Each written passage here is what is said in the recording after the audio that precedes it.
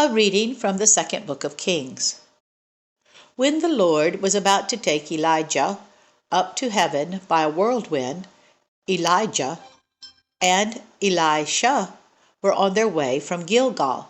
Elijah said to Elisha, "Stay here, for the Lord has sent me as far as Bethel."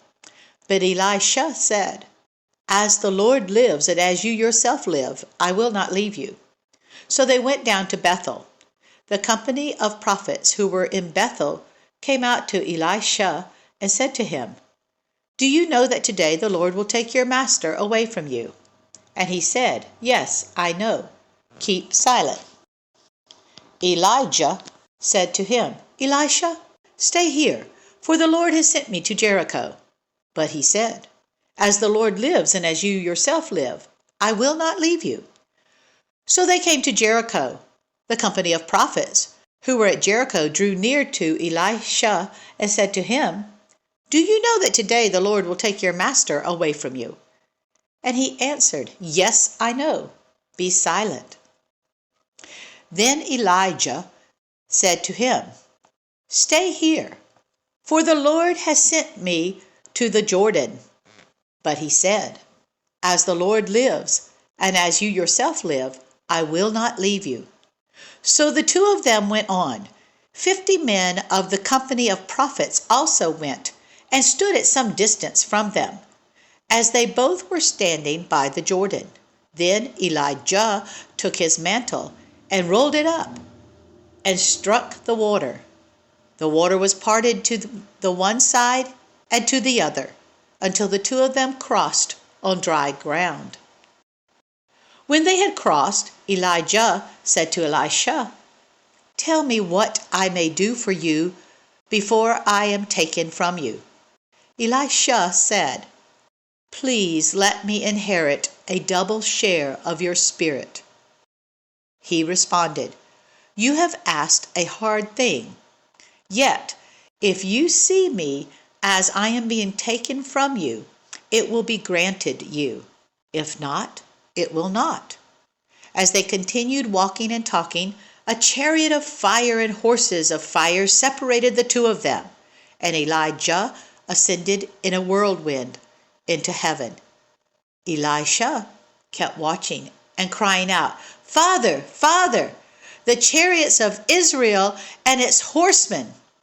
But when he could no longer see him, he grasped his own clothes and tore them in 2 pieces. Psalm 50, verses 1 through 6. The Lord, the God of gods, has spoken. He has called the earth from the rising of the sun to its setting, out of Zion, perfect in its beauty.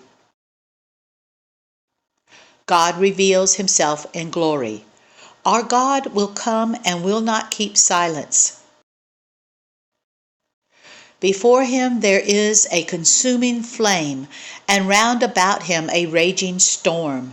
He calls the heavens and the earth from above to witness the judgment of his people. Gather before me, my loyal followers, those who have made a covenant with me and sealed it with sacrifice. Let the heavens declare the rightness of his cause. For God himself is judge. A reading from Paul's second letter to the Corinthians. Even if our gospel is veiled, it is veiled to those who are perishing. In their case, the God of this world has blinded the minds of the unbelievers to keep them from seeing the light of the gospel of the glory of Christ, who is the image of God. For we do not proclaim ourselves. We proclaim Jesus Christ as Lord, and ourselves as your slaves for Jesus' sake.